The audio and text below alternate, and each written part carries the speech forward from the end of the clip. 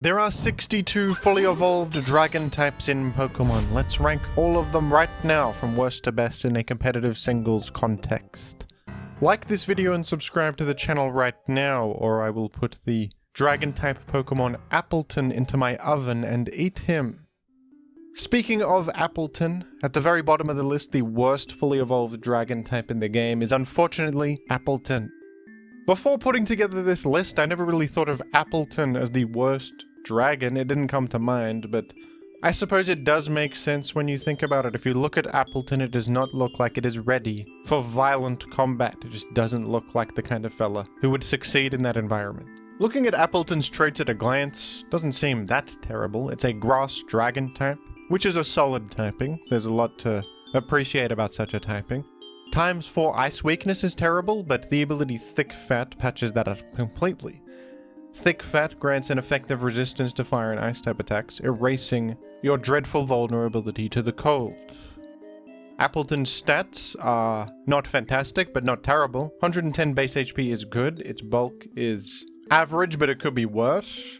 And it even has 100 base special attack, it can deal some damage.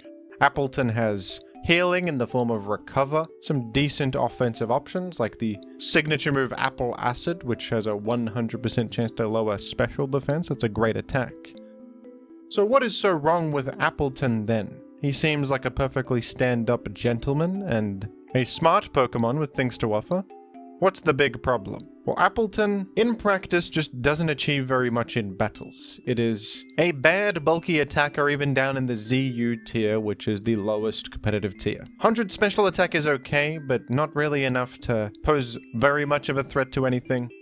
Appleton is easy to defend against. As a defensive wall, it may have healing, but its utility is lacking. It doesn't have any hazards or ways to really make long-term progress. It can just deal a little bit of damage, which is not enough, really. Even in ZU, that's not enough. Appleton certainly did not ask to be thrust into a combat scenario, and given the circumstances, he is doing his best, and you can commend him for that. And honestly, compared to other worst Pokemon of a type, you could do much worse than this. Appleton is certainly a cut above Makago. Sorry, Makago. But at the end of the day, I would call this the worst fully evolved dragon type in the game, from a competitive context.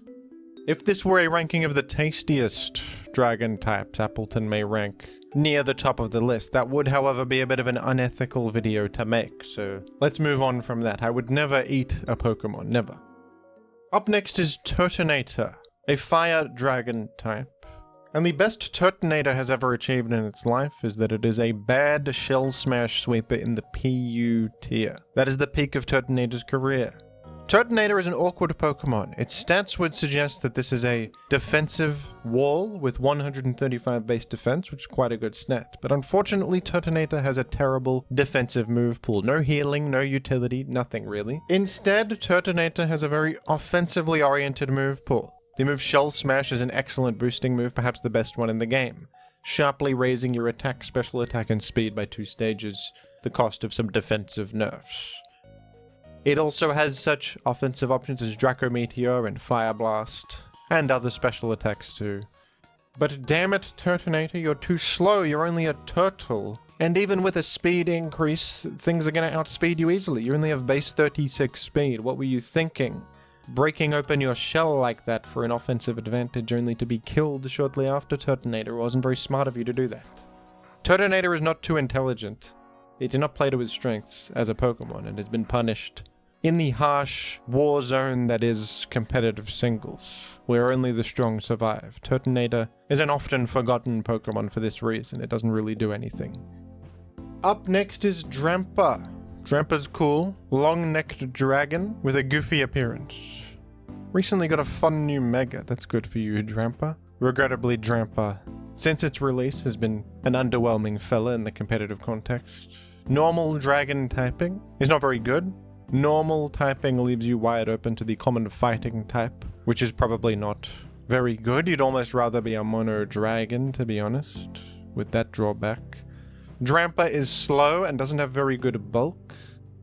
Usually you want one or the other. You want to be fast and frail or slow and bulky. Drampa is slow and frail, the worst of both worlds. It does, however, have a good special attack stat of base 135, and it can be an okay Calm Mind sweeper in lower tiers. It has Calm Mind and Roost, a hard-hitting stab hyper voice, and a pretty solid set of coverage options in its special attacking move pool, so that is usable in some lower tiers. Up next is Alolan Exeggutor, who's a rather humorous Pokemon with an extraordinarily long neck. This was a bit of a meme Pokemon back when Gen 7 released. A fan favorite, and a grass dragon type. Alolan Exeggutor is a bit more effective as a bulky attacker than fellas like Dragonite or Turtonator. 125 special attack is solid. It has the better offensive and defensive typing for it, and a pretty damn solid move pool for a choice spec set. Alolan Exeggutor also has access to Trick Room, which can be useful, and it can take advantage of Trick Room itself quite well. So there's value to a thing like that. However, of course, being so slow, wide open to ice-type attacks with your ×4 weakness, and not having a very exciting ability either, you just have Frisk and Harvest, which are pretty useless on a Pokemon like this. Frisk simply identifies the enemy's held item. Pretty boring, and then Harvest recycles berries. You don't really want berries on this form of Exeggutor. So with those disadvantages, you can't rank Alolan Exeggutor very highly here. It's a pretty bad Pokemon, but the Stab Leaf Storm with choice specs is a respectable option. It's a cool special wall breaker in some lower tiers. I also recall a team that used this in Gen 7 OU as a weird Trick Room special threat with some pretty hard-hitting Z moves, because Draco Meteor and Leaf Storm both have high base power, meaning they're good at Z moves. I don't even know how good that was, though, really. I remember it. That doesn't make it good, though. I can remember a lot of things that are bad. Remembering things is not always a positive experience, is it? I remember all sorts of trauma. So unfortunately, Alolan Exeggutor, despite how funny you may be, you're not very good in the competitive singles world. Up next is Goodra. I didn't think Goodra would be this low, to be honest, but I think it's the truth. I like Goodra. It's a pseudo-legendary with incredible stats, very high stats. 150 base special defense is excellent, and everything else is very well-rounded. It is a mono-dragon type, and it does have a pretty excellent attacking move pool. All sorts of attacks from your wildest dreams. But Goodra has always been known as the worst of the pseudo-legendaries. Mono Dragon tapping, unfortunately, is just not great, defensively or offensively. It's not what it once was. Dragon typing can be great when paired with a nice dual typing, but by itself, it's kind of just average. You're wide open against Fairy and Ice type attacks, which are some of the most common in the game. You do have a couple nice resistances, but overall you're just taking a lot from big neutral hits and vulnerable to so many common Fairy and Ice type coverage moves. As an offensive type, Dragon is also kind of bad, completely thudding into Fairy types as they are immune. Even considering that though, Goodra could be functional if it had certain important options. These stats are just so great that if Goodra had reliable recovery, just a simple recovery move, that would go a long way. Perhaps if it had some nice utility options. Instead, Goodra was designed as a bulky attacker, and it kind of suffers from a similar problem to Appleton. It's just a bit too slow and passive, and doesn't achieve enough value on its defensive switches to be worth running on competitive teams. It switches in, takes damage that it cannot even heal back with a recovery move, and then shoots off a big attack, which is probably easily stopped. At least in recent games they gave it knockoff, which is a nice way to make progress, but there are so many better defensive Pokemon with knockoff than Goodra that are more desirable. That's okay though, because Goodra, rather than spending time battling, likes to do smart things like read literature. Much to my dismay, up next is Guzzlord. I wish that it wasn't, but we must include Guzzlord. He is a dragon type. I am of the opinion that Guzzlord should never have been created. It was a mistake and an abomination. But it exists, and we have to reckon with that, unfortunately. Guzzlord does exist, and it's one of the most bizarre Pokemon ever put to screen. It has an enormous HP stat, but terrible defenses. Its offenses are average, and it's slow, so it's sort of a bulky attacker, except it can't hit that hard. It's sort of a defensive Pokemon, except its defenses are really bad, and it has no utility whatsoever. Whoever designed a Guzzlord didn't know what they were doing. They didn't know what the hell they were doing. And they created a Pokemon that doesn't even understand itself. It looks in the mirror and it sees a swirling abyss that leads to nothingness. It is also a dark dragon type, just such a bad typing for a slow, bulky attacker, if that's what this even is, because who knows what it really is, or what it's trying to be. The point of Guzzlord is lost on most. But whether it's trying to be that or not, Dark Dragon, your times for weak to Fairy, you're weak to fighting and ice, and you're also weak to all that is good and kind and valuable in the world, Guzzlord. You are the antithesis of all that is right and virtuous. Truly. I'm going to take some real comfort from the fact that I do not have to speak about a Guzzlord again for a while until I make the Dark type ranking video, which will come one day, but there is a big gap in between now and the next time I must speak of Guzzlord. Up next is Druddigon, an often forgotten dragon type from Gen 5. I kinda like this guy, can't really explain why, it's sort of just a generic dragon with indistinct qualities. I do enjoy it though, perhaps due to its obscurity. Druddigon is alright. It has 77 in HP and 90 in the defenses. Not great, but not terrible either. Its attack is solid, 120 base attack is quite good.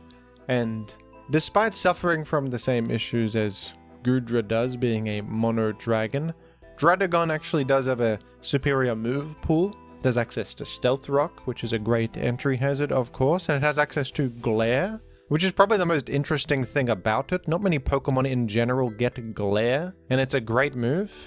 It's a normal type status move that inflicts paralysis, and it's 100% accurate, and it can interestingly paralyze ground types, which Thunder Wave cannot. You may think that it also wouldn't be able to paralyze ghost types because it's a normal type status move, but no, it can paralyze ghost types.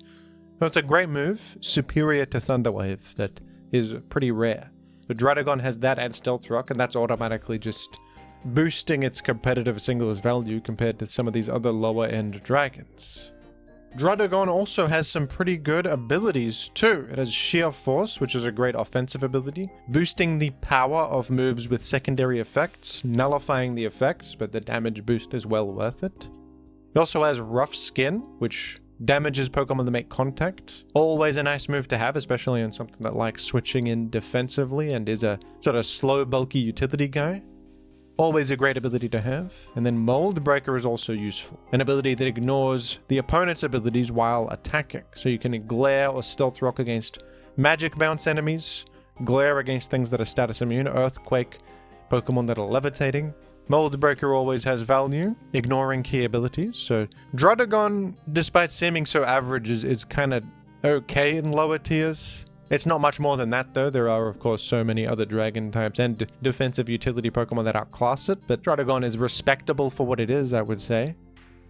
Up next is Tatsugiri, Gen 9 Pokemon, and a sushi fish fella. I like Tatsugiri, it's a cool visual design. Tatsugiri was of course designed primarily for doubles, as its ability Commander allows it to be consumed by Dondozo to grant Dondozo a boost.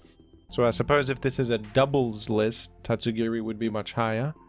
I don't know though, can you rank a Pokemon high because it is a food for another Pokemon to eat? Aren't you just an extension of that Pokemon that is eating you, really? Almost feels sort of weird to rank Tatsugiri in such a way.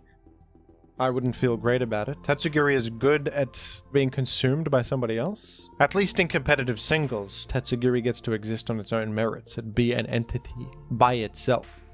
Many people have terrible things to say about Smogon, but at least they are supportive of Tatsugiri as an individual entity rather than just food for Dondozo. I think that this is a moral victory for Smogon for once. For once. But in the competitive singles world, Tatsugiri isn't great. You can largely thank its average stats for that. It has 68 base HP and some pretty bad defenses. Its special defense is okay, but its physical defense is only 60. But Tatsugiri's special attack is good. It has 120 base special attack. It's actually kind of fast with 82 base speed, and its typing is good. Dragon Water is a nice defensive typing. It has the ability Storm Drain, which grants it water immunity and a special attack boost if struck. Always useful to have. Its move pool is also decent. It has Nasty Plot as a boosting option, some solid options for special attacks, and even a Rapid Spin, giving it a bit of utility. So Tatsugiri is an okay special attacking / boost sweeping rapid spinner in Gen 9 lower tiers. And it is proud of this modest accomplishment, and so am I. Well done to Tatsugiri for being alright in lower tiers. Up next is Altaria, who I am quite fond of, a cloud-infused bird character with a dragon flying typing, very delightful, a delight to all. And Altaria is surprisingly better than every other dragon type mentioned so far because of its good utility move pool. Although its stats are nothing special, it has access to Roost, which is always good just as a healing option. It has Defog to remove hazards from the field, and has Will-O-Wisp to inflict burn, which is a pretty uncommon option on non-fire types and non-ghost types. So Altaria getting this, I think, is a pretty nice trait about it. Also has the solid ability Natural Cure to grant a bit of defense against status. With heavy-duty boots as of Gen 8, it can also patch up its debilitating rock weakness and be a bit more consistent as a defensive utility fella in lower tiers. Now, of course, it can't be that great because of its stats, which are just average. Its typing leaves it open to times for ice weakness, of course. But Altaria is still valued by many and considered a stand-up member of society, which is arguably more important. Up next is Tyrantrum, who is a cool T-Rex. Look at that. Tyrantrum is a rock dragon typing, which is defensively not great, but it's sort of complementary in ways. Dragon erases the rock type's weakness to grass and water, which is nice.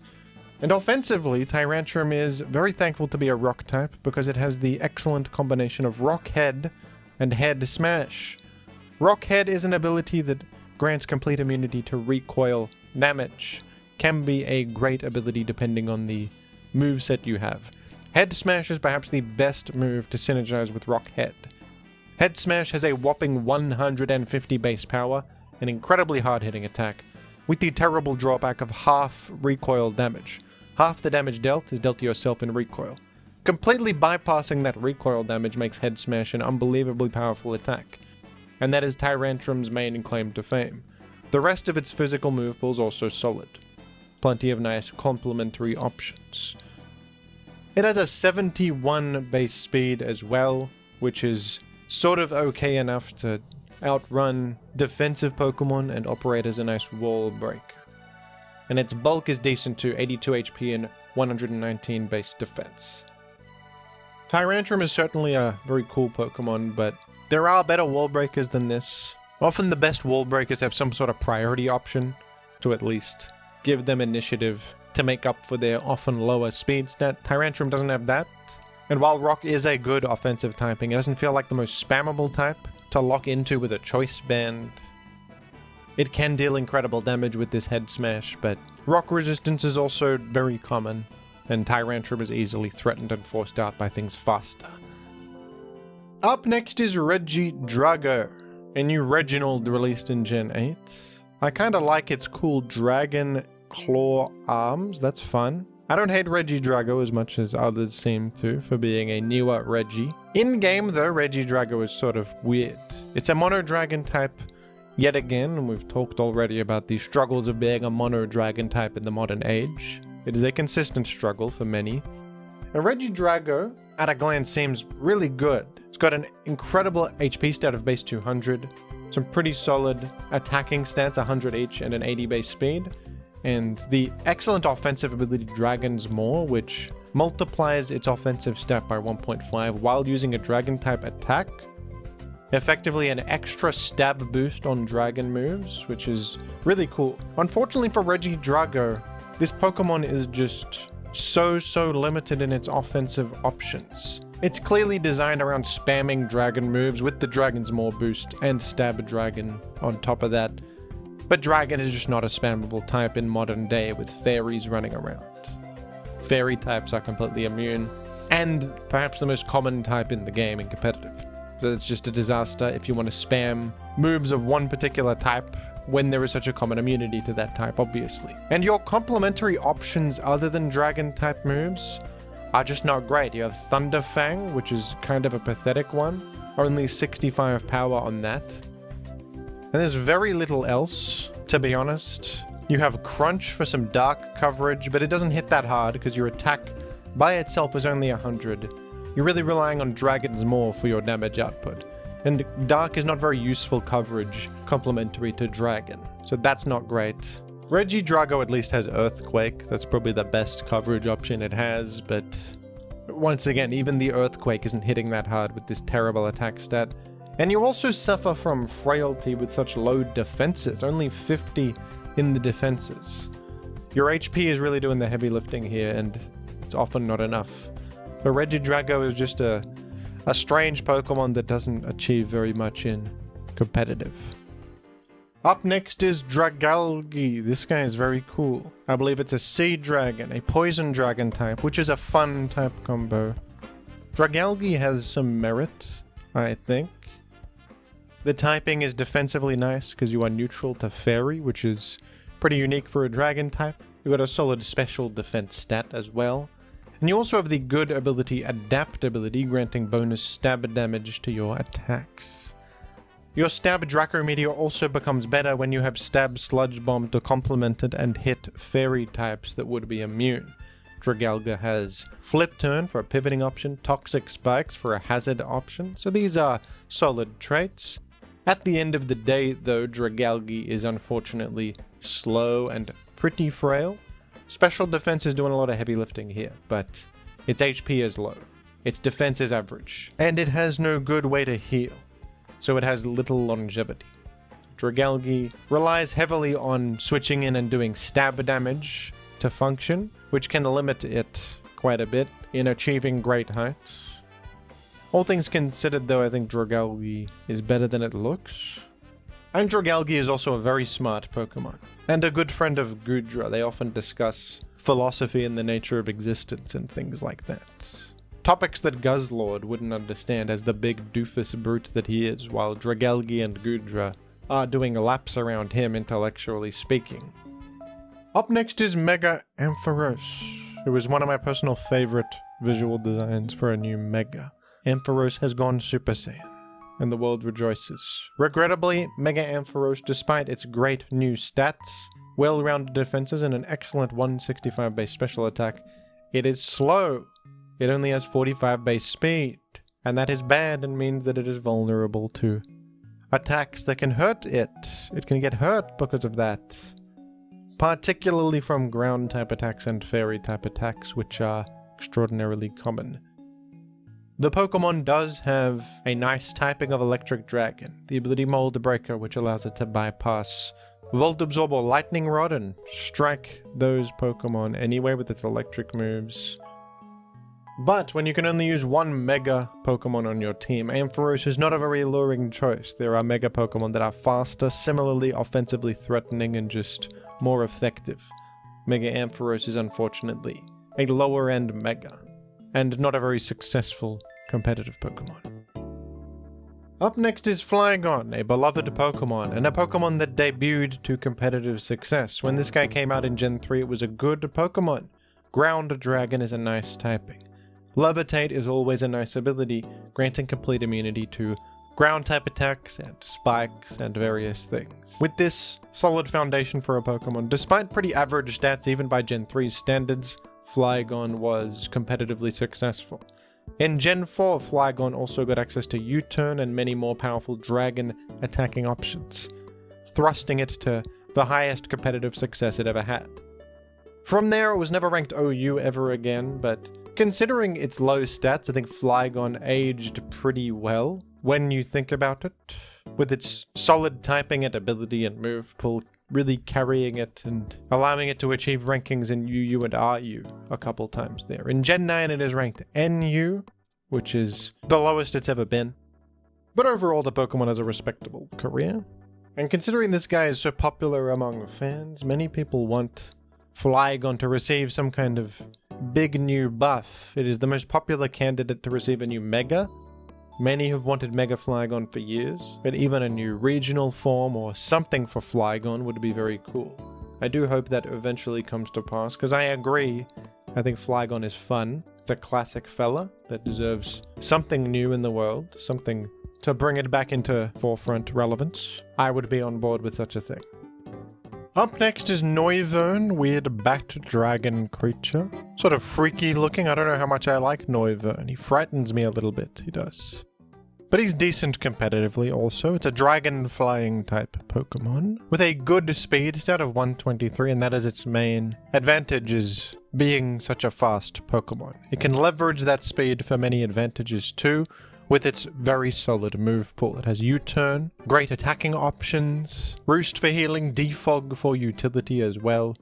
And even though its offenses aren't incredible, the speed does a lot of heavy lifting. Having initiative and especially the pivoting option of U-turn is very good. Noivern also has the ability Infiltrator, which is a good offensive ability that it bypasses substitutes and also bypasses defensive screen effect. Up next is Zygarde 10%, dog version of Zygarde. Every dog has its day, they say. Zygarde 10% is of course far less powerful than normal Zygarde. Its stats are pretty bad, especially its terrible frailty. Zygarde dog version only has 54 HP, quite dreadful, and lackluster defenses. On top of that, its attack is only 100. But the fact that Zygarde 10% has access to one of the best moves in the game, 1000 Arrows, does significant heavy lifting here and allows for Zygarde dog to push far above its weight. Dragon Ground also a good typing overall, and Zygarde 10% surprisingly functional as a Dragon Dance sweeper. It's ranked UU in Gen 8, which I think is considerable. It's not in Gen 9, but you can imagine this being pretty good in Gen 9 with Terra, allowing it to DD more effectively and 1000 Arrows being such a strong move. A ground type attack that can hit flying types. I guess you could say that Zygarde has that dog in him, as many say these days. What does that even mean, by the way, to have a dog within you? It seems to mean that you have ambition and drive, and that you are willing to put in effort to achieve your ultimate success, but is that represented aptly by a dog? Are dogs particularly ambitious creatures? I tend to find that they are quite unambitious creatures that are content with their present state of being and do not strive for more. So to have a dog within you, I would think, is that you are content with your present set of circumstances and you are not as ambitious. What animal even is ambitious though? Maybe like a mosquito? Is a mosquito ambitious? They're trying to do big things and take risks. They're putting themselves in danger just to eat. That's it. That's ambition. Perhaps these questions cannot be answered, and that is part of the enduring mystery and beauty of being alive. Up next is Mega Sceptile. Upon Mega Evolving, Sceptile becomes a dragon type. And despite being fast and offensively powerful, Mega Sceptile is kind of an average Mega. Its offensive profile isn't fantastic. It does find itself thudding into steel types and relying on Focus Blast to hit them, which is not always the best bet. It is easily stopped by special walls, and there are better, fast, offensive Megas in the game, especially in OU. That said, it's not a terrible Pokemon or anything. It can still be used, I believe, in Gen 6 OU on some teams. It is at least unique compared to other offensive, special attacking Megas. Stab Leaf Storm in particular can be a great option, but it does feel a little bit difficult to use compared to some other Megas, especially in OU. Up next is Haxorus. I enjoy Haxorus, it's cool. A physical wall-breaking dragon with the ability Mold Breaker to ignore enemy abilities, and this crucially allows Haxorus to bypass Unaware and be a boost sweeper that can power through even the stone-walling stall monsters of Unaware Quagsire, and in Gen 9 Unaware Dondozo and other such figures.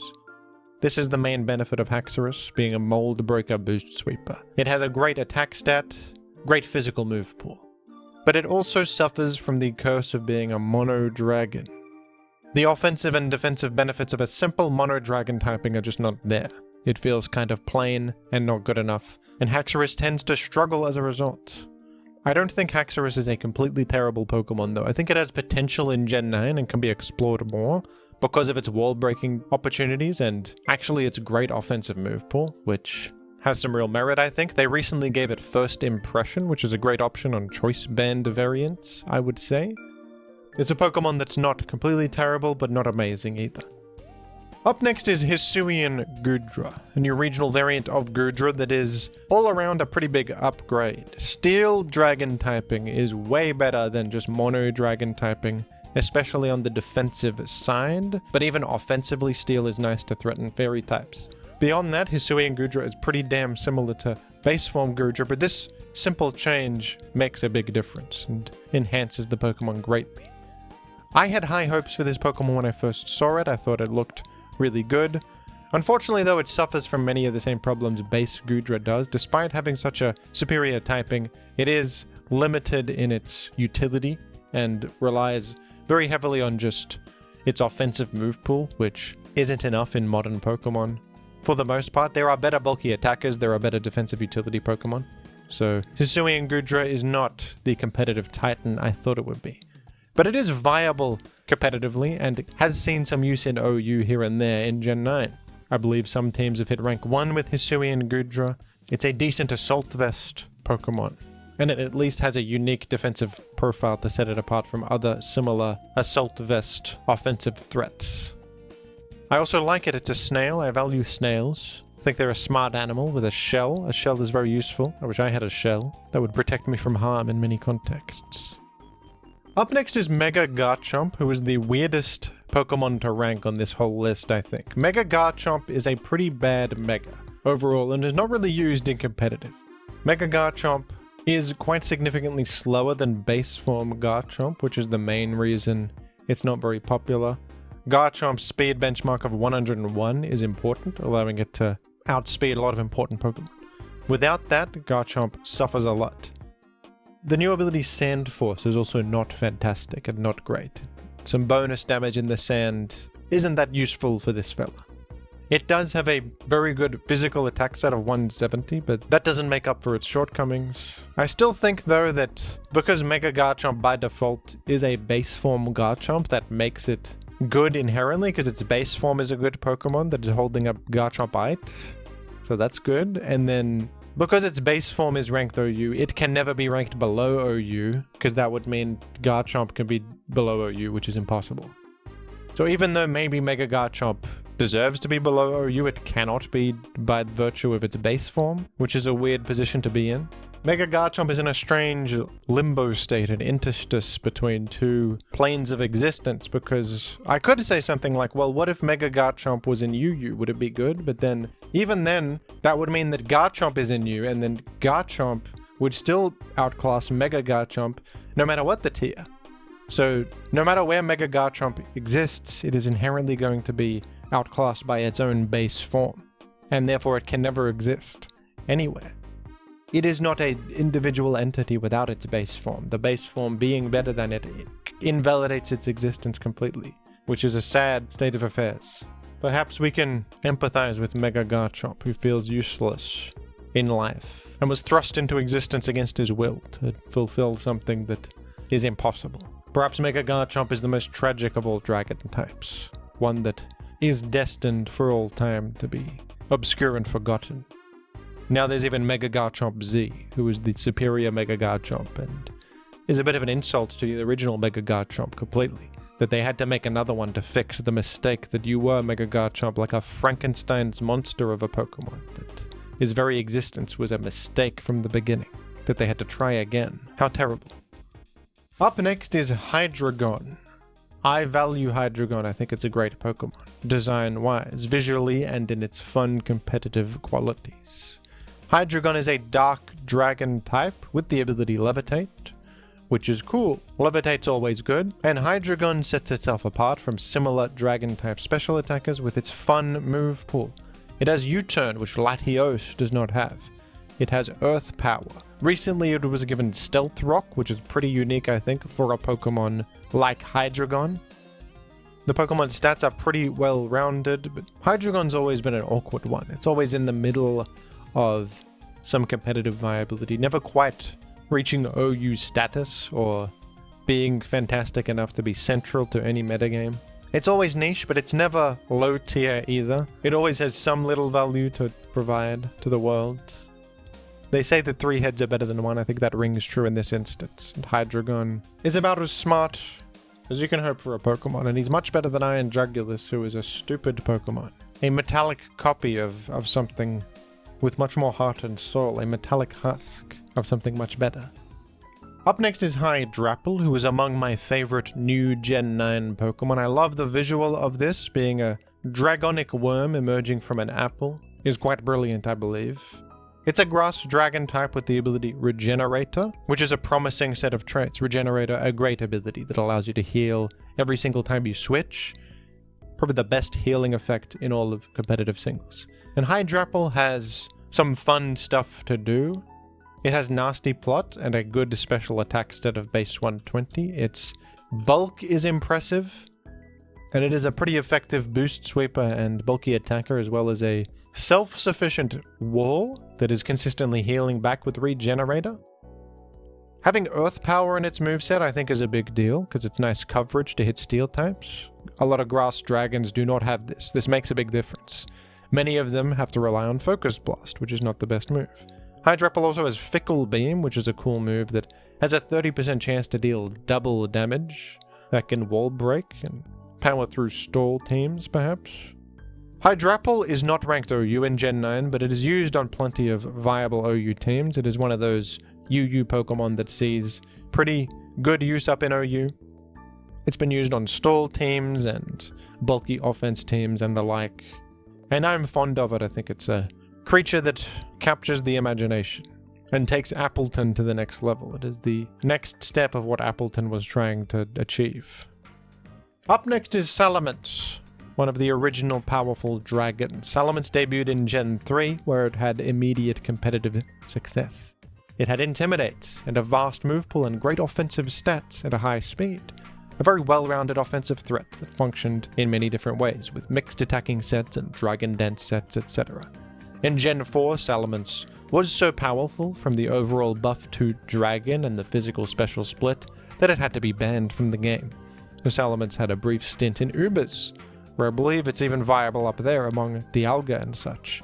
In Gen 5, Salamence also remained a viable OU force with its new ability Moxie, giving it a different thing to do. Moxie granting an attack boost on each KO, so it had Outrage, Spam, and Moxie to bring it back into relevance. But beyond that, Salamence never quite reached the same heights again. It was a staple for many games, even being OP in Gen 4, but the Fairy type really ruined Salamance's life, and also the fact that Dragonite, a similar competitor, got a superior ability and started to rise up to replace Salamence, didn't bode well for it. That being said, Salamence has held on decently well. It's not completely outclassed, and it, in Gen 9, is ranked UU, which I think, considering how much power creep there has been, is quite respectable. Salamence still holding on with its good abilities and great move pool, aging pretty well, all things considered. Up next is Dracozolt, an intriguing creature, an electric dragon type with terrible stats, but the insanely powerful move Bolt Beak, which is an 85 power physical electric move that doubles if you move first. This incredible move is Dracozolt's main claim to fame, as well as its access to the ability Sand Rush, granting double speed in the sand. Dracozolt is certainly unique as a Sand Rush sweeper. It doesn't have any of the types immune to sand. It doesn't use ground type damage or rock type damage. It's an electric type threat. And Dracozolt's main game plan is to eliminate ground types and then spam Bolt Beak in the sand for the win, which is actually a pretty good game plan in Gen 8 OU where this exists. Dracozolt is kind of awkward though. It only works on sand teams really, with rare exceptions. I would imagine in Gen 9 that this Pokemon would struggle with new powerful ground types like Clodsire and Great Tusk and Iron Treads in particular being probably the most problematic. Dracozolt in Gen 8 relies on Draco Meteor as a way to lure in and damage popular dragons like Landorus T and Garchomp. That would be less effective in Gen 9, for certain.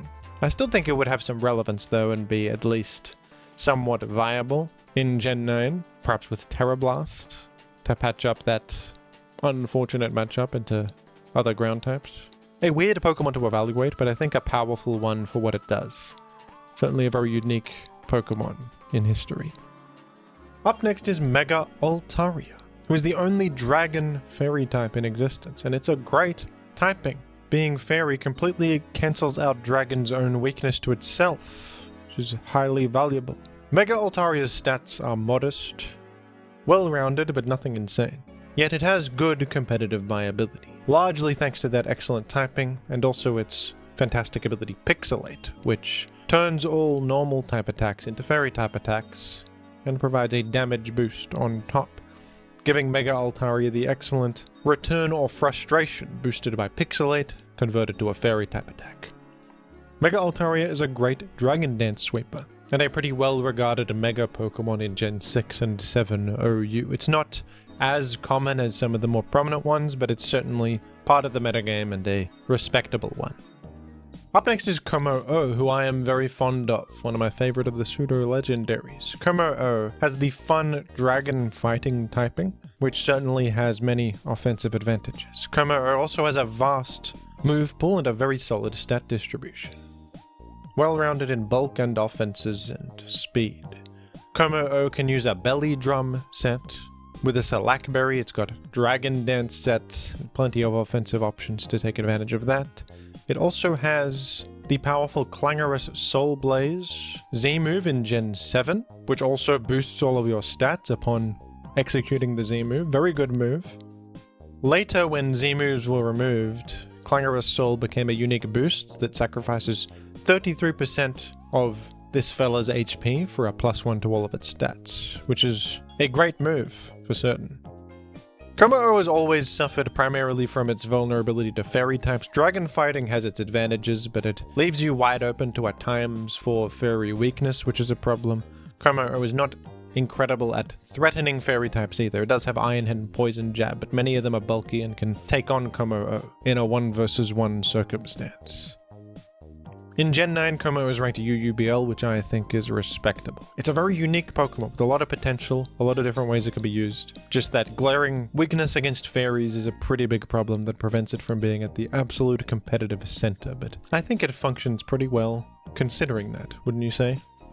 Up next is Kingdra. This is pretty high for Kingdra, but I would give Kingdra some high praise for being the chief Swift Swim Pokemon in history, and Swift Swim is one of the strongest offensive abilities in the game, and a core part of the Rain archetype.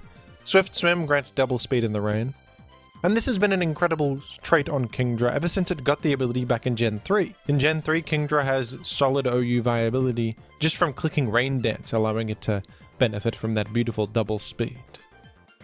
Kingdra's stats have never been great, even by early game standards, but just Swift Swim being so good and Water Dragon typing being so good have carried Kingdra to incredible heights throughout the years. It is OU in Gen 4. It is, by all accounts, banned in Gen 5, in essence, because Swift Swim is illegal, and Kingdra also has great success up in Ubers there, with Permanent Rain from Kyogre. Kingdra is a key component in Rain teams in Gen 7, which were one of the strongest archetypes in the game. Pelipper gaining Drizzle made Kingdra an elite teammate, and to this day, Kingdra is probably one of the most desirable Swift Swim Pokemon in the game for its powerful Water Dragon typing. The option of Hurricane is useful coverage. Stab Draco Meteor hits things for big neutral damage that might have Water Absorb or prevent big rain-boosted Hydro Pumps. Kingdra, I think, has aged very well, has had a very successful competitive career, even though it is only really used on one archetype. I think that historically it's a great archetype, and Kingdra is one of the main reasons to run the archetype, so I'd give Kingdra a lot of respect. Up next, we're going to rank the Lati twins and all of their mega forms. We're going to group them together here, as they are similar Pokemon with pretty minute differences between them. The worst of all forms of Lati is Mega Latios. Mega Latios isn't terrible or anything, but it tends to be outclassed by its own base form due to the freedom of not consuming the Mega slot and also the item variety that Latios can take advantage of in its base form. Mega Latios is also competing with Mega Latias that is generally better with more well-rounded stats and is extremely similar. So Mega Latios is kind of just outclassed by other versions of its own twins. Up next is regular Latias, who tends to be the inferior of the Lati twins. It is not without its advantages, and on certain teams it can be better, depending on the generation and depending on the team. Latias is the bulkier of the two, with a great 130 base special defense stat. Apart from that, they are mostly the same, but Latias does have the unique option of Healing Wish, allowing it to sacrifice itself and pivot to an ally, fully healing them and restoring their status. That's a great option that can be enough reason to use Latias on certain aggressive teams that value Healing Wish, but overall, Latias is the less preferred of the twins in its base state. Up next is Mega Latias. Mega Latias is actually one of the strongest Megas in Gen 6 and 7 OU, with a stat distribution that is incredibly well-rounded. Mega Latias not only hits pretty hard with 140 special attack, but has good bulk in both defense and special defense, is fast, and is just all around incredibly solid. Mega Latias can be used just as a defensive Pokemon with its Roost and Thunder Wave and Defog. It can take advantage of its great offensive options and run a Calm Mind set as a boost sweeper, or it can do a bit of both. Some sets run Thunder Wave, 2 attacks, Defog. It's a pretty malleable Pokemon and a pretty consistent Mega to use. And finally, I think that the best version of the Lati twins, Mega or not, is Base Form Latios. A Pokemon with a pretty damn incredible competitive career overall, that remains relevant even in Gen 9 OU. Latios, of course, is the more offensively oriented of the twins, with 130 base special attack. With its ability Levitate, its great offensive move pool, the key option of Trick, and the ability to take advantage of item variety, Latios has been great in many generations. In Gen 5, it is the best Pokemon in the whole game in OU. Choice Scarf Latios is a popular one, even throughout Gen 6 and 7. And in Gen 9, Latios gained some new options to keep it relevant. Latios gained Psychic Noise, which is a great anti-defense tactic that prevents healing. It also has a newly buffed Luster Purge, which has a much higher base power of 95 now, and a 50% chance for a special defense drop. Actually a great wall-breaking tool right there. Latios also gets Flip Turn now, allowing it to pivot finally. These buffs are enough to keep it afloat in modern gens, and Latios, I think, is the superior of the twins in Gen 9, which is certainly relevant. Forgive me for kind of rushing through the rankings of all these Latis, but they are so similar, and the distinctions are pretty minute between them. I do have a deep dive video on this topic if you want to delve further into the depth of the Lati twins and how they've changed over the years. I have a specific video about that, if you're interested in that. Up next we have Walking Wake, who is a Gen 9 Pokemon. The new past Paradox version of Suicune, gaining a Dragon typing. Walking Wake is probably the reason that Sun is so excellent in Gen 9. Walking Wake really brings that archetype together, because this is a Water type with Sun synergy, which is a rare thing to say. It might be the only example of this ever. Walking Wake has the ability Photosynthesis, as all Paradox Pokemon do, granting a boost to its highest stat in the Sun. On top of that, it also has the excellent move Hydro Steam, which is unique to it. Hydro Steam has 80 power, it's a water type special attack, and instead of its damage being reduced in the Sun, its damage is enhanced in the Sun, in a move that has reversed the very natures of weather itself. It is gaining damage in the Sun. This is incredible, and with Photosynthesis, Walking Wake can easily EV itself to receive a speed boost when in the Sun, carry a choice specs, and then spam this Hydro Steam, which is such a great option. It also has Flamethrower in its moveset for fire type damage boosted by the Sun, the incredibly powerful Stab Draco Meteor, and its type profile rounds out Sun teams perfectly. Problem with Sun teams in the past is they stack so many fire types, which leaves you so defensively vulnerable, but now Walking Wake is this nice typing to have on a Sun team to really help you out against many of the things that defeated Sun teams so consistently in the past. Its stats are also really good and well-rounded. Pretty good amount of bulk for such an offensively threatening Pokemon. 125 base special attack, also very good. So Walking Wake is one of the strongest new Dragon types in Gen 9 and a key part of the new Sun archetype, which is a popular one in Gen 9 as well. Up next is Mega Charizard X, one of the strongest Mega Evolutions in Gen 6 and 7. Charizard Mega evolves to achieve a Fire Dragon typing, which is such a great typing. It is excellent offensively and defensively. You are crucially immune to being burned. You are resistant against Scald almost, because Scald is only neutral against you, and the burn cannot take effect against a Fire type. So this is a great defense against some of the most common anti-physical threat technology in Pokemon. Defensively, you also have a lot of great resistances and can often find opportunities to Dragon Dance. Offensively, the types complement each other too, because Fire hits Steel types and also hits Fairy types for big neutral damage, allowing your Dragon type damage to feel all the more powerful. It also really helps that you are neutral to Fairy, which is uncommon for Dragon types. The only real drawback is that in Gen 6 and 7, you are vulnerable to Rock. So in Gen 6 and 7, you do need good hazard removal to use Mega Charizard X, otherwise it's going to get eaten alive by Stealth Rock. But Mega Charizard X makes it so much more worthwhile to run hazard removal that it ends up not feeling like that much of a drawback. This is one of the most consistent and successful Megas in competitive history, and a definitive one for two of the highest power level OU formats ever, Gen 6 and 7. Up next is Garchomp, who is one of the most iconic competitive dragon types ever, and a staple of competitive singles for years. Garchomp is a dragon ground type, which is a tremendous type combo, and Garchomp has kind of everything you want in a competitive singles Pokemon. Its bulk is solid, with a rather high HP stat actually of 108. Its defenses are not too bad. Its speed is 102, just outrunning base 100s, crucially. It has a very nice and important speed benchmark there, and its attack is also excellent. Just a very solid Pokemon all around in the stats department. Its move pool is also varied. It has Stealth Rock, which is one of the most important utility options, and most powerful hazard in the game. You have great offensive options, Swords Dance, and Fire Blast to hit Ferrothorn, and Draco Meteor for mixed coverage. Rough Skin is also a great ability that deals chip damage to enemies that make contact with you. Garchomp feels extraordinarily solid, with a great mix of offensive and defensive capabilities. It's pretty rare to have Garchomp on your team and have it achieve nothing in a game. It's just so reliable. Now, Garchomp has fallen from OU in Gen 9, actually, for the first time in its career, which was quite a unexpected turn of events for many who viewed Garchomp as just the pinnacle of competitive success. But even then, Garchomp is still viable. It has spikes now. It still has distinct traits from other bulky grounds. It still has reasons to exist. And it's holding on pretty well, all things considered.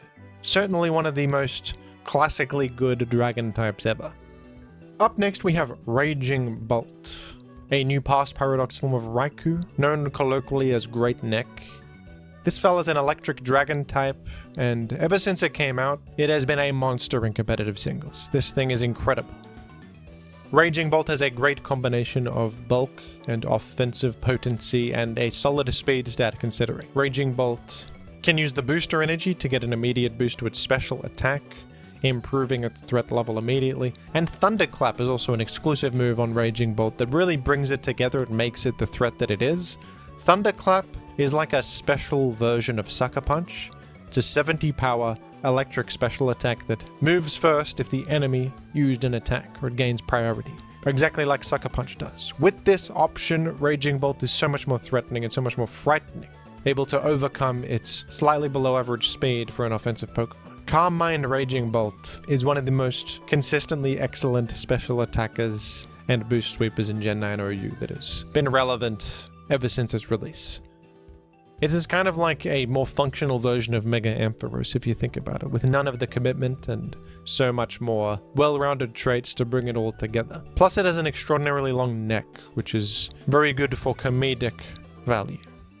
Up next is Kyurem, who is a Legendario. Kyurem did not have very much competitive success initially, with its Dragon Ice typing really bringing it down, vulnerable to rocks, weak to a lot of common attacking types, etc.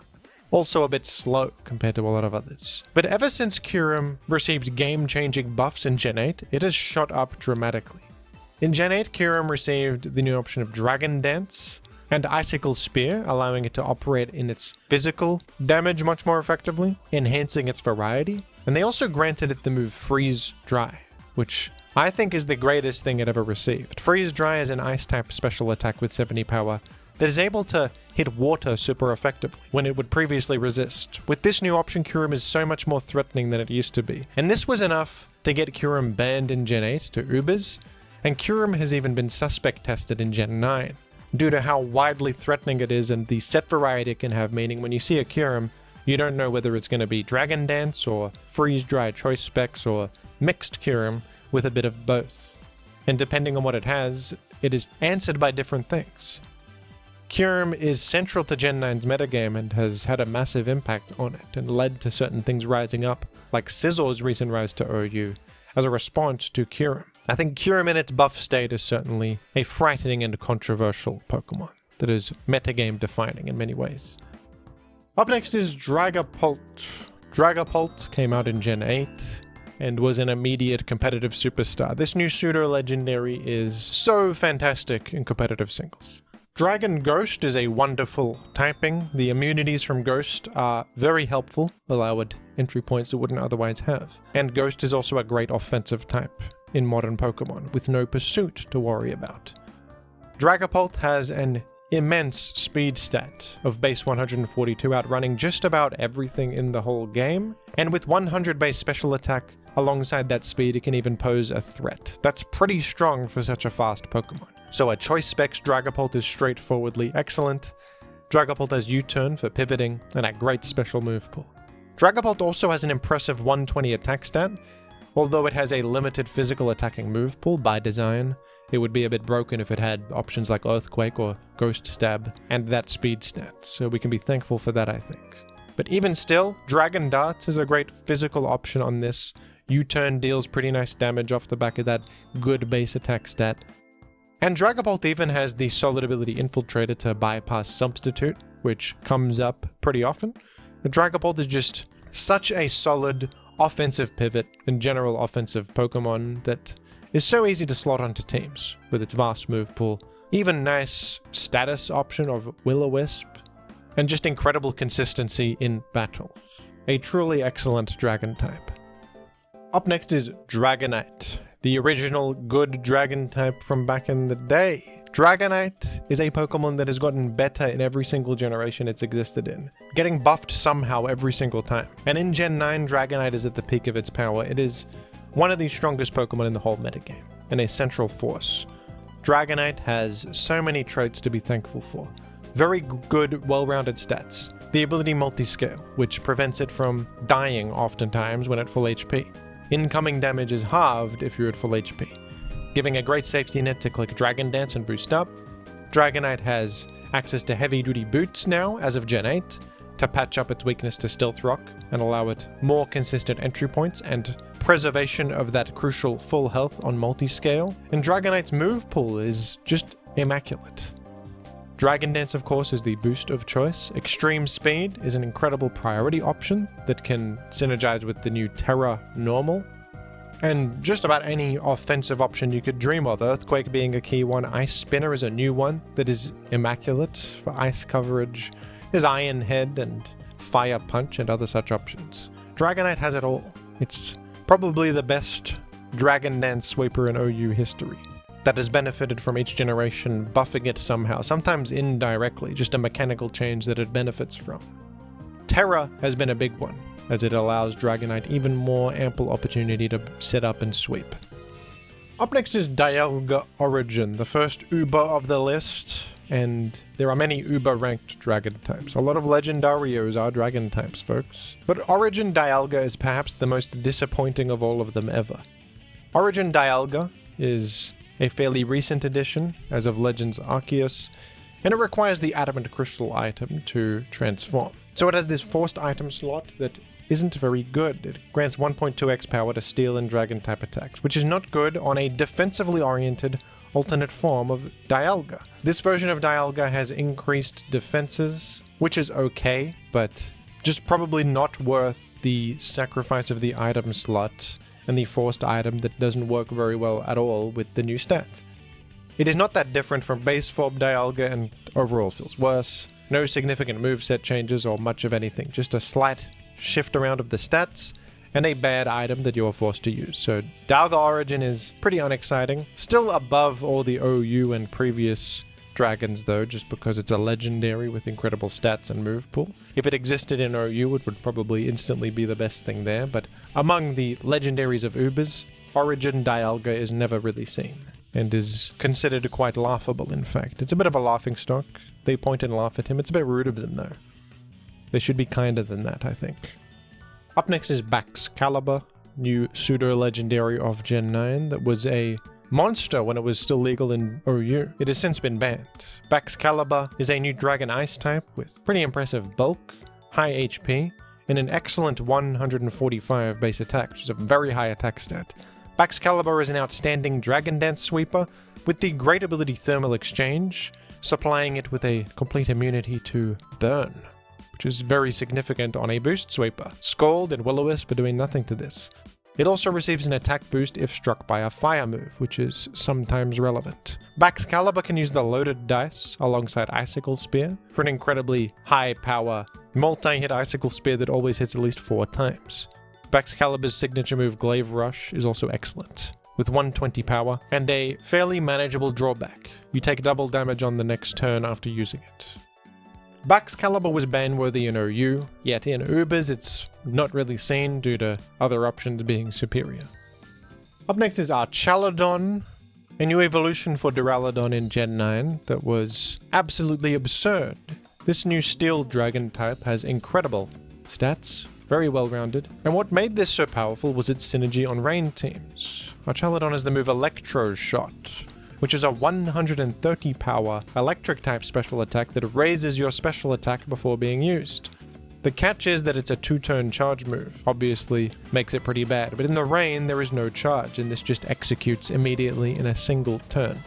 So on rain this was insanely powerful, allowing Archaludon to scale its special attack and use this incredibly high power coverage option. Archaludon also has the ability Stamina, granting it a defense boost every single time it is hit by anything. And it has Body Press. On top of that, a fighting type physical attack that deals damage based on your defense stat. You can see how Stamina scales Body Press and allows it to do more damage. So on top of dealing incredible special damage, you also have this physical option that scales naturally with the enemy trying to hit you, and allows you to do incredible damage to Blissey, who is usually the special wall that counters this sort of thing, but not anymore because of Body Press. Archaludon with Terra and this constantly scaling defense stat, and Electro Shot was just impossible to answer in OU, and so it was banned. Rightly so, I think. In Ubers, you're probably not going to see this thing very much. It might have a bit more merit than something like Origin Dialga or Baxcalibur just because of Stamina and Body Press, which is a bit more unique than them and is not as outclassed by other options.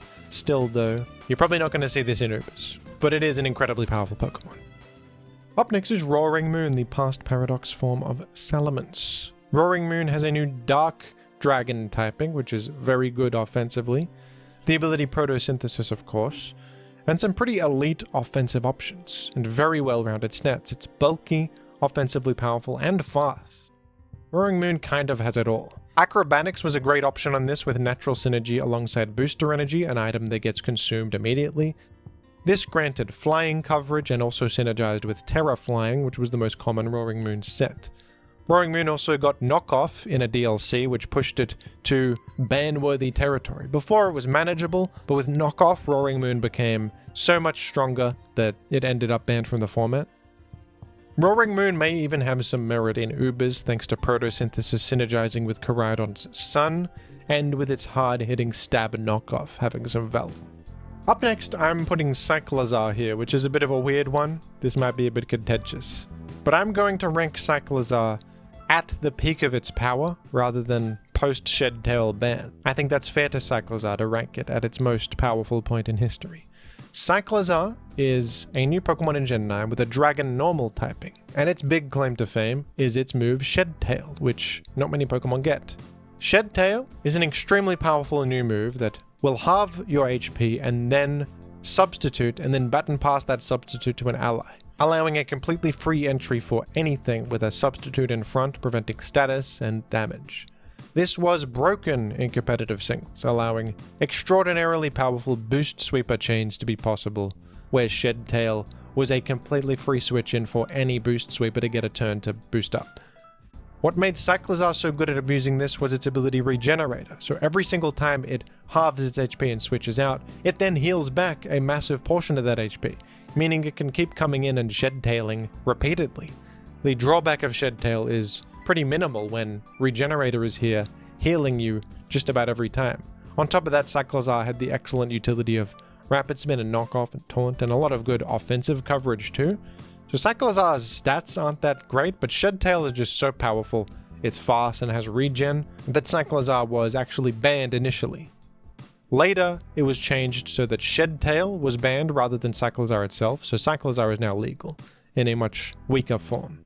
But you can still use Shed Tail up in Ubers, and I think that Cyclizar with Shed Tail still has a little bit of merit there to enable boost sweepers in the same way it did in OU.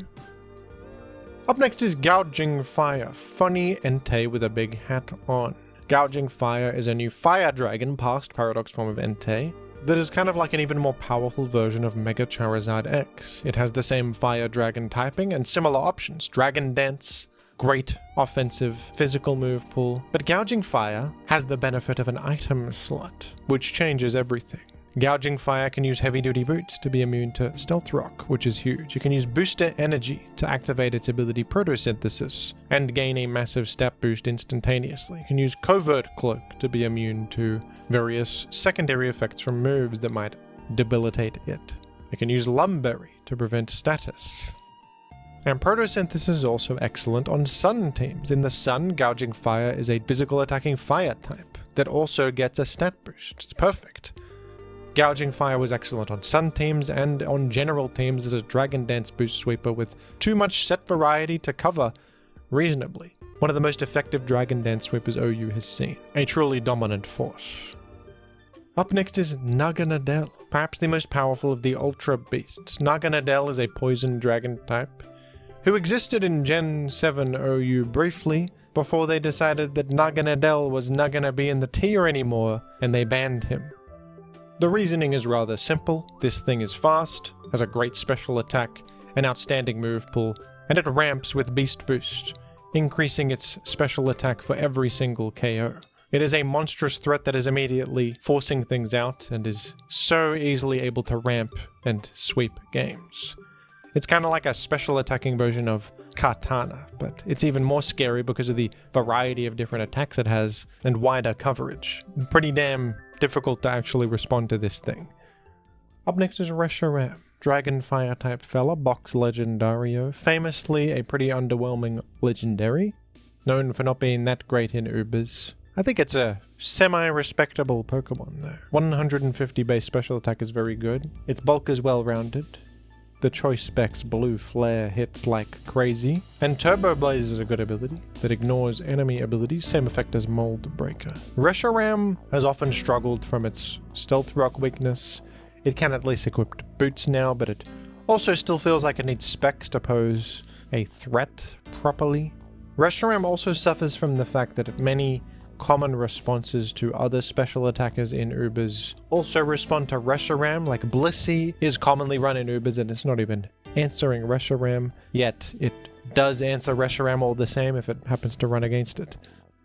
The same is true of the recent Clodsire and Tinglu, who are popular in Gen 9 Ubers. But I still think that Reshiram outdoes all of the other average Ubers ranked so far, just on sheer stats alone, and potential, possibly, to be used as a wall breaker that might compete with the best. Probably not, but I could see it more than I could see some of these other fellas being used in Ubers. Up next is Kyurem White, an entity that is fused with Reshiram to achieve ultimate power. This is a Dragon Ice type and a monstrous special wall breaker with an incredible 170 base special attack. Dragon Ice is a tough typing defensively, but the high special attack I think makes it superior to Reshiram as a breaker, and Ice Stab is certainly valued. It even gains Fusion Flare as a new coverage option, which is appreciated. I think that in earlier gens of Ubers, this fella was better than it is these days. Not very good in Gen 9 Ubers, but probably better than Reshiram still. Up next I've got Palkia Origin. Palkia's origin form is at least better than Dialga's, as the more offensive direction of this alternate form fits well with the forced item. The Lustrous Globe grants a 1.2x power boost to water and dragon type attacks, which Palkia Origin can use well, thanks to its new and improved speed stat of base 120. This Pokemon operates pretty similarly to normal Palkia, but now with a slightly higher speed stat, and these traits are still fundamentally pretty good. The typing, Water Dragon, is a good one, defensively and offensively. The move pool is strong. The forced item slot, though, is a bit of a restriction that prevents certain variety available to base form Palkia. And for that reason, the fella isn't that popular, but still a fundamentally good legendary. And the fact that it is a horse now is certainly relevant to certain sectors of the populace. Palkia becoming a horse was big news for a lot of people. Up next is Palkia. Palkia is an interesting one because when it debuted, it was fantastic. It was one of the best Pokemon in the whole game. That was back in Gen 4. It is a water dragon type, with very good stats, of course, as every legendary has, and a tremendous move pool. This was a premier dragon type special attack, for straightforward reasons. But I don't know how well Palkia has aged in recent Ubers formats. Palkia was good in Gen 4 and 5, but it struggled in Gen 6 and 7, with Primal Groudon and Magiana and fellas like this, and Xerneas, that pushed it out of the metagame a little bit, and it's never really returned back to the forefront of Uber's relevance. It still has admirable qualities, but it's kind of just a blob of stats with pressure, which is an unexciting ability, and new dragon types have outclassed it, I fear. It's solid, but not overwhelmingly powerful enough to really achieve much in modern Uber's formats, unfortunately. But I think its legacy is worth commending for sure. Up next is Giratina, box legendary of Pokemon Platinum. Giratina is an interesting legendary because it's a defensively oriented one. It has an excellent 150 HP, great defensive stats 120 each, and it is usually used on stall teams. Dragon Ghost typing has pretty great defensive benefits. It can block Rapid Spin, a lot of nice resistances, the immunities that come with Ghost. And Giratina has the ability Pressure, which is great to stall opponents on such a defensively potent Pokemon. Pressure means that they consume double the amount of PP when battling you and utilizing moves against you. Giratina can defog to remove hazards, giving it some utility value. It can Will-O-Wisp to spread Dragon Tail to shuffle enemies around. It does rely on rest for its healing, but being so defensively excellent, it can manage with just rest. I think Giratina is good, however, it does only fit on a specific kind of team, which is stall. You're not exactly going to throw Giratina on any team. You're going to build the team to be as slow-paced as possible. And in that context, Giratina works very well. So it is certainly a good Pokemon, relevant in many generations of Ubers, but also a limited Pokemon in that it only works on that one kind of archetype. Up next is Dialga. Dialga, when it debuted, was the best legendary in the game, which I think is commendable. Steel Dragon at that time was huge because it was neutral to enemy dragon moves and neutral to ice. It was uncommon for dragon types. Its excellent move pool and well-rounded stats, access to Stealth Rock, Thunder Wave, and any attack you could dream of, was just a recipe for competitive success that endured for quite a while as well. Dialga, I think, aged better than its counterpart Palkia, thanks to its superior typing and Stealth Rock and things like this. In Gen 9, it's also holding on decently well. It has aged pretty badly, but it's at least in the C- rank of Gen 9 Ubers, which is commendable considering all the power creep. But it's hard to deny that Dialga has kind of fallen off in modern times. It doesn't feel like the Titan it used to be. I know that they tried to breathe some life back into Dialga and Palkia with the origin forms, but they didn't change very much and in fact felt worse than the base forms, which were already lagging behind other legendaries. So those are a bit disappointing. I hope that they do something else to breathe life back into Palkia and Dialga, and don't just call it a day with the unsuccessful origin forms. Because I think these are iconic Pokemon that deserve a bit more love, wouldn't you agree? Up next is Kyurem Black, a fusion between Kyurem and Zekrom. This Pokemon for the longest time was worse than its Kyurem White counterpart, but with the recent buffs I think that has changed. Kyurem Black has an incredible base 170 attack stat, and its new options of Dragon Dance and Icicle Spear make that attack stat so much scarier. Before this, Kyurem Black's main problem was that it lacked Physical Ice Stab. Now it has Physical Ice Stab in the form of Icicle Spear, shooting it to viability it never could have dreamed of before. Dragon Dance also works well with Terra Volt. Terra Volt completely ignores enemy abilities, including Unaware, meaning your Dragon Dance boosts are even more valuable. Overall, Kyurem Black is just a great Dragon Dance boost sweeper that I believe sees some play in Gen 9 Ubers, amazingly. Now folks, you may think I'm absolutely crazy for this one, but up next is Dracovish. This is a very high ranking for Dracovish. Extraordinarily so. Can I justify myself? I believe I can. Dracovish, one of the most infamous Pokemon in recent memory. A rather unassuming one if you only look at its stats, but anyone with a brain knows that the stats are not the problem here. It's the move Vicious Rend. And Vicious Rend is an 85 power physical water type attack that doubles if you move first, achieving a monstrous 170 base power that is then boosted by Dracovish's ability Strong Jaw to have 1.5 times more power, achieving such ludicrous amounts of power that nothing can really come in, especially if Rain is active. A Rain boosted, Choice Band boosted, Strong Jaw boosted Vicious Rend is one of the strongest moves ever seen in competitive history, leading to Dracovish's ban in Gen 8. You'd think this guy wouldn't be that good in Ubers though, but actually Dracovish was surprisingly good in Gen 8 Ubers, synergizing well with the always excellent Kyogre, and even dishing out impressive damage against the Legendarios. It's not that common to run water immunity in Ubers, and switch-ins to this are pretty limited.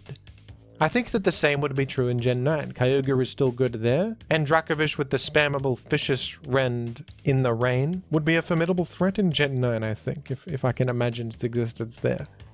It only does a very simple thing, it just clicks the move that deals big damage, but that's all you need, and I earnestly think that this would not be too bad in Gen 9 Ubers. I hope that you don't think I'm silly for believing so. Up next is Rayquaza. I'm rating Rayquaza pretty high here, and I think that Rayquaza deserves it. This Pokemon is better in Gen 9 than I realized, and has had a good Ubers career more than I realized. Rayquaza debuted in Gen 3, where it was famous as an incredibly powerful mixed attack, 150 in both of its offensive stats. Pretty good bulk, all things considered, and pretty good speed, all things considered. Its ability Airlock was useful to deny weather effects and disable things like Swift Swim and Chlorophyll from being active. And Rayquaza has a truly excellent offensive move pool. Extreme Speed is one of its key options, powerful Priority, which hits very hard off the back of this excellent attack stat. Priority is always good in any format. Rayquaza uses this very well. Rayquaza also has all the special attacks you can want, all the physical attacks you want. It has V-Create, which is one of the strongest attacks ever, available, I believe, only to it and Victini. V-Create with a 180 power, and some stat decreases upon being used. Some of the best fire coverage you can ever get. Dragon Ascent, also an outstanding attack that it got back in Gen 6. 120 power with the same close combat defensive decreases. Just a great wall-breaking tool. All the coverage you could want for switch-ins. V-Create hits the steals, as does Earthquake. In Gen 9, Rayquaza is ranked B tier and is a competitively viable Pokemon in Ubers, which I think is commendable considering how much legendary power creep there has been in recent memory. Rayquaza still holding its own against the best of them, and the new powerful legendaries that they keep coming up with. Up next is Zekrom. Zekrom has not been the most consistent legendary overall in the whole series, but it has definitely been the superior of the two Gen 5 box legendaries. And it has recently kind of risen up with the incredible new buff it got in Gen 8, which was access to Dragon Dance. Much like how Kyurem Black and Kyurem Base Form were buffed with this new addition, Zekrom may have been buffed more than either of them, actually, as it is a perfect Dragon Dance sweeper. It has Terra Volt to ignore Unaware, it has Bolt Strike, which is such an incredible physical electric move. Dragon Electric is also a better defensive typing than Dragon Ice compared to Kyurem Black. In Gen 8 Ubers, this change was enough to bring Zekrom up to the A- rank, turning it into a respectable member of the metagame and one of the strongest physical threats. In Gen 9, Zekrom remains viable, and I think that it will have a bright future ahead of it with this Dragon Dance change that patched up one of its greatest weaknesses, a lack of any boosting moves. Up next is Giratina Origin, the most successful of all the Gen 4 box legendaries, and one that has aged very well. Giratina Origin has the same typing as base Giratina, but it has the new ability Levitate, which is much better, allowing it to be completely immune to ground. Giratina Origin also has different stats to base form Giratina, a more offensively oriented stat distribution, with 120 in its offensive stats instead of the defensive ones. And yet its bulk is still very good. 150 base HP is still elite, and Levitate is arguably a far better defensive ability than Pressure. So in practice, Giratina Origin ends up feeling like the better defensive Pokemon that also benefits from some proactivity from the offensive boosts. Gracious Core is the forced held item here, which boosts its Ghost and Dragon type attacks, which is actually kind of useful on it, since it is offensively potent, and these are good stab types. It has Poltergeist and Shadow Sneak for Ghost type attacking options, which are very good. And what makes it so great on top of all this is Defog, which is a scarce option among legendaries. Giratina Origin is kind of the chief defogger of Ubers, and it's great at it for reliable hazard removal, a much sought after trait. It helps that Levitate means you're immune to the spikes that you seek to remove. That is certainly a valued asset. And you even have Will-O-Wisp to spread some burn around. Giratina Origin is just a complete package of excellent offensive, defensive, and utility traits that lead to consistent competitive success in many generations of Ubers. Up next is Mega Salamence. Yes, Mega Salamence is this good. This is one of the strongest Megas in the whole game, and it was a staple of Gen 6 and 7 Ubers. Mega Salamence gets incredible stat increases. It's much faster at base 120, much more threatening with base 145 attack. It even has 130 defense, which means it can take some hits. I think that's an incredible stat increase. And the best trait of all is the new ability Aerolate, which transforms normal type attacks into flying type attacks and gives them a power boost. This allows Mega Salamence to be so much scarier. Base form Salamence does not have great flying stab options, but now it has the best flying stab options you can ask for. Double Edge is great for raw power, 120 power flying type attack that then gains even more power on top. You can even use Return or Frustration if you want to avoid the recoil. Facade is another good option because Facade is boosted if you are statist. This actually ends up dealing good damage even if you're burned, just because of how much the power boost increases your damage. It almost cancels out the burn. Mega Salamence, even among the greatest legendaries in the game, is a central threat and one of the strongest boost sweepers that we have ever seen, probably. Up next is Zygarde. Zygarde is so incredibly excellent. This Pokemon is a Dragon Ground type, which we have seen be a successful typing on many different examples. Zygarde is the best Dragon Ground type to ever exist.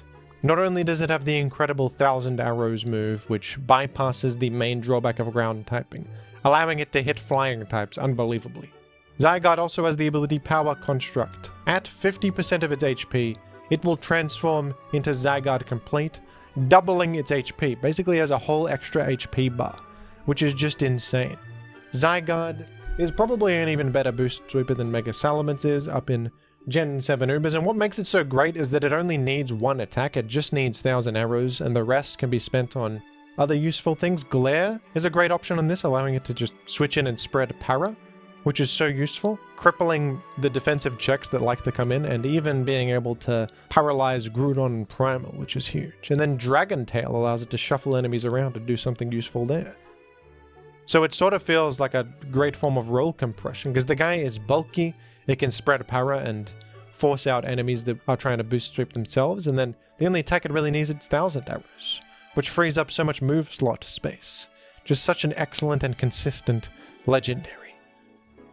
Up next is Eternatus, who represents eternity itself. This Pokemon is extraordinary in all regards. Its Poison Dragon typing is excellent. It has the amazing combo of great bulk with high HP and solid defenses, and high speed and high special attack. So it has everything. It has everything you could ever want. Eternatus was S tier in Gen 8 Ubers, remains incredibly powerful in Gen 9 Ubers. A top tier Pokemon. It has recovery, hazards from toxic spikes. It's got a great move pool. It walls things. It is resistant to fairies, which is uncommon for a dragon type. It's just excellent. And it comes from space, and it's incomprehensible in its form, and cultists have worshipped it for generations.